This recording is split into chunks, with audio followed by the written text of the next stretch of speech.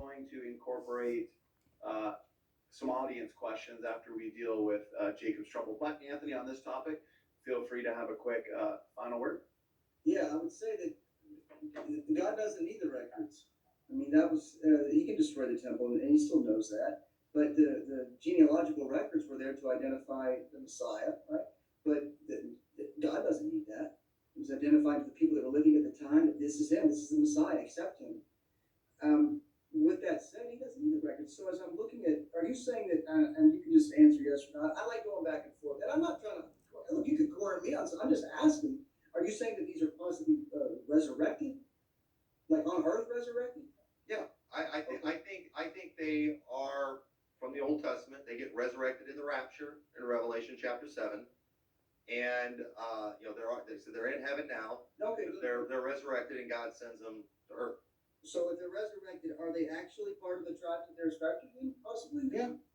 Then you do have a future for Israel. Yes, and I'm glad you brought that up, because again, there's a resurrection coming. And so God's going to keep his promises. But nonetheless, there is a future for it. Well, there's a future. Yeah, I got this picture especially for that. We wouldn't agree on the details, but we still are. Right. There's a future for them, but there's no future. The future for them is bad. Future for them, good. Future for them, bad. So, yes, unless they are the faith. Right, yeah.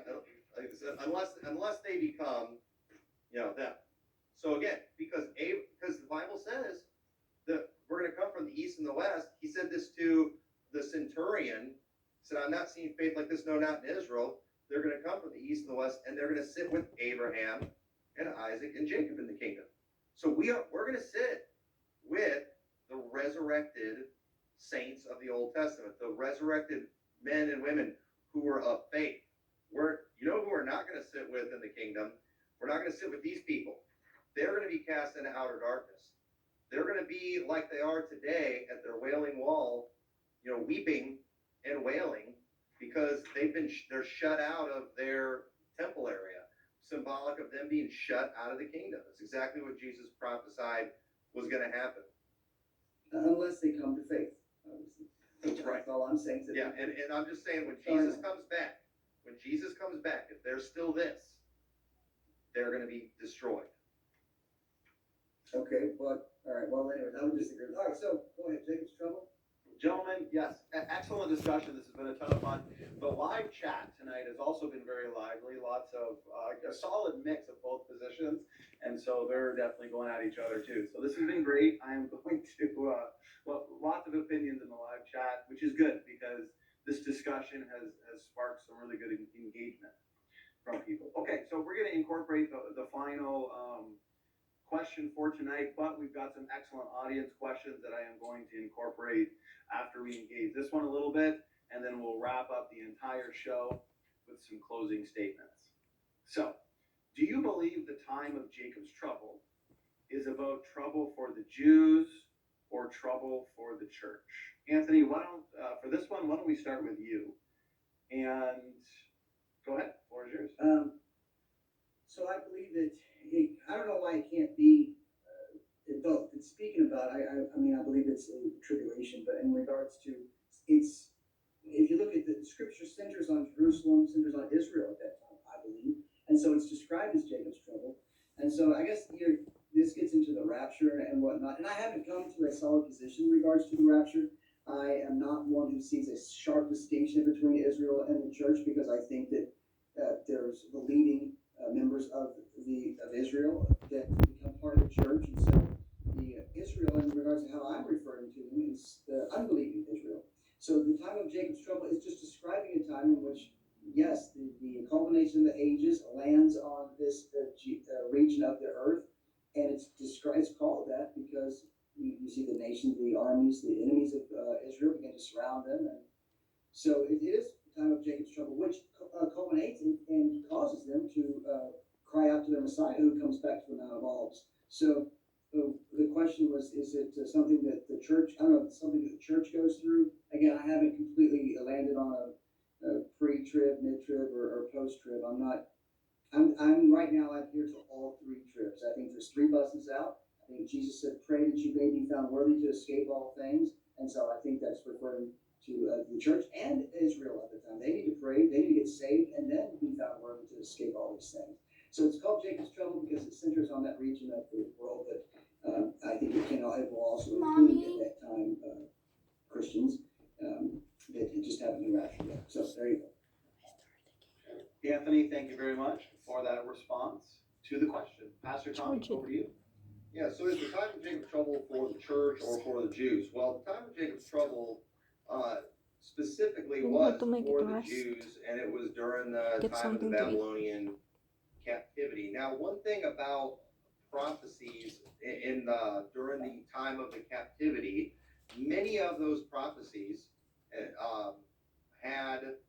they were prophecies about things that were going to come in their day, but they were also included some messianic prophecies. And it's like that a lot. With a lot of the messianic prophecies, if you can read one verse, that's definitely about Jesus. But then the rest of it was about stuff in their day. And so the problem that a lot of people are having when they see something that's about, what we would call end times, they make everything about that. But if you look at Jeremiah chapter 30 and verse 3, it says, "For lo, the days come, saith the Lord, that I will bring again the captivity of my people Israel and Judah, saith the Lord, and I will cause them to return to the land that I gave to their fathers, and they shall possess it." That happened after their 70 years of captivity. Psalm 126 says, "When the Lord turned again the captivity of Zion." We are like them that dream. That was written after they returned to their land. Psalm 85 was also written after that. It says, "Thou hast been favorable unto thy land. Thou hast brought back the captivity of Jacob. Thou hast forgiven the iniquity of thy people. Thou hast covered all their sin." And so we see God did restore them to their land after that time of trouble that they went through. But without a doubt, there were prophecies about what I would call end times for Israel. But again, those prophecies were contingent. We see in Daniel 12:1-2, it says, "And at that time Michael shall stand up, the great prince, which standeth for the children of thy people, and there shall be a time of trouble, such as never once since there was a nation, even to that same time. And at that time thy people shall be delivered, every one that shall be found written in the book." Now, I do believe that that prophecy was supposed to be about Israel. But again, Israel didn't do what they were supposed to do. So it didn't. The time of Jacob's trouble prophecies, the Matthew 24, the time of Jacob's trouble prophecies, those things did not find their fulfillment in the first century because of the Jews' rejection. And so notice in Daniel 12, it says, no, those who are going to be delivered are those who are written in the book. But Psalm 69, this proves that can't be referring to the Jews, because Psalm 69 says, verse 21, "And they gave me also gall for my meat, and my thirsty gave me vinegar to drink. Let their table become a snare before them, and that which should have been for their welfare, let it become a trap. Let their eyes be darkened that they see not, and make their loins continually to shake." That's we see that in Romans 11:7-10. "Pour out thine indignation upon them. Let thy wrathful anger take hold of them. Let their habitation be desolate. Let none dwell in their tents." Remember what Jesus said, "Behold, your houses, let them be desolate. For they persecute him whom thou hast smitten. They talk to the grief of those who thou hast wounded. Add iniquity to their iniquity. Let them not come into thy righteousness. Let them be blotted out of the book of the living and not be written with the righteous." So that deliverance during that time of trouble is going to become for those written in the book.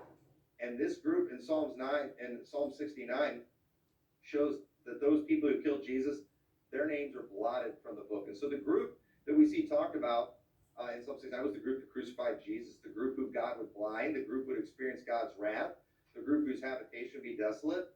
All of that happened with Israel. So understand, you could make a connection to the tribulation when it comes to that, but again, those delivered during that time of trouble are those written in the book. When Jacob's trouble came, they weren't written in the book, and that's why they got rejected, and that's why they got destroyed. And so I don't think we need to go to Jeremiah necessarily to find out what's going to happen to us. I go to the book of Revelation. Thank you, Pastor Tommy. Very good, Anthony and Tommy. Over to you, Anthony, for your response. Yeah, but Jesus, I mean, there was an abomination of desolation Antiochus Epiphanes, but Jesus spoke about it as a future event. There is double fulfillments all throughout the scripture. And the prophecies that Pastor Murchie was speaking about, that there was some messianic fulfillment, but the other part wasn't, that's oftentimes speaking about this full and future and far fulfillment. We see that clearly in Zechariah 12. It's partially fulfilled in John 19, but it could be completely fulfilled at the time of Christ's return. Yes, their house was left desolate, but Jesus says that they will. He says, "For I tell you, you will not see me again." What? And notice it says here, "You will not see me again." Sorry for my camera. This is totally consistent with Zechariah 12. I think Zechariah 12 is the bulwark here that really began to shed some light on some of these things that have seemed great. You will not see me again when? Until you say, "Blessed is he who comes in the name of the Lord." So they were left desolate, but they will in the future say, "Blessed is he." When they see him, he comes in the name of the Lord. It's so tight and consistent that let's don't confuse the things that aren't confusing. That's the word of the Lord. And so, yes, the time of Jacob's trouble, we do see there was a near fulfillment, different aspects of it, but there will be a total and future complete fulfillment that results in the salvation of Israel at that time. These in the past did not completely sin. Go ahead, Tommy. Yeah, again, that when they do prophecies like that, when Jesus is kind of giving a, that's a condition. You're not going to see me until you. This doesn't mean they're all going to do that. And you could say too, people do that when they recognize who it was that came. When Jesus came at that triumphal entry, there were some who were praising him, singing Hosanna, those saved. But again, as a whole, they rejected him, and they need to, recognize who came that day. He's not going to give them another Zechariah 9:9. He's not going to give them another Malachi 3 and 4. Okay, none of those things are going to happen. All of those things happen, and today, in the day of salvation, they can claim those things if they will believe on him. And so again, you're expecting Jesus to do all those things that he did again. No, Jesus did those things, and he did. He died on the cross.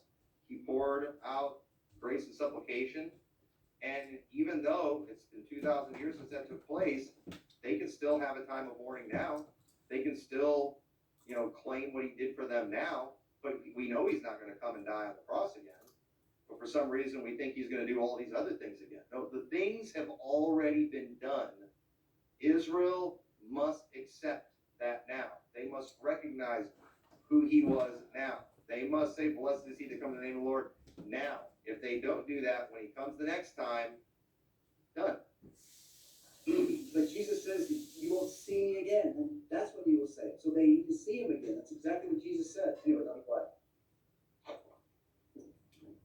Again, I don't think he's going to give them another special revelation to, accept that. And Just so, give what Jesus said. What Jesus says, you will not see me again until you say, "Blessed is he who comes in the name of the Lord." That's not conditional. Jesus is taking a prophetic statement. Sorry, Don. Oh, no, that's okay. So when he comes the next time, do you think that all of the Jews are just going to accept him? I think that Zechariah 12 is talking about the gathered inhabitants of Jerusalem, as it clearly states, and no, of course he will be crucified again. That's blasphemous to even say anything like that. In fact, they will see him. He still had the scars in his hands when Thomas saw him, right? You look at these scars. They will see him. You talk to a Jewish person today, and they are of that generation, that unbelieving generation, but they know who Jesus is. They know who Jesus claimed to be. And when he comes back to the Mount of Olives, when he has these scars, he delivers them, he destroys their enemies, then they will say, Jesus says your house will be left desolate, but then you will say, "Blessed is he that comes in the name of the Lord," when you see me. That's when it will happen. You see and you say, "Blessed."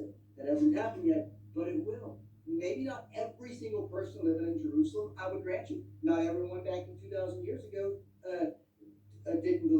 rejected him. Not all of them did. So just like not all of them rejected, well, not all of them in the future will accept, but most of them will. And they will say, "Blessed is he that comes in the name of the Lord," as Jesus prophesied right there. So when he said that, he said, "You're not going to see me again," that has to be a physical seeing of him. It can't be like it is when we, recognize who he is. It can't be like when we hear him. How we hear him when we understand, when we believe. So blessed are the pure in heart, for they shall see God. That's not what I'm thinking of, but we have scriptures that talk about how we hear him, how we see him is by faith. And so the thing is, it sounds like you're taking that and demanding that mean a physical sight. When Jesus, and what did Jesus say? Thomas, blessed are they who have not seen and yet believe. We shouldn't have to have a physical sighting of those things. The only sign, Jesus said, a wicked and adulterous generation seeketh after a sign. No sign should be given to it but the sign of the prophet Jonas. Jesus gave a sign when he died and he rose again 3 days later, which if the way you're taking that, you're seeming to claim Jesus is going to, break his promise about only giving the sign of the prophet Jonas.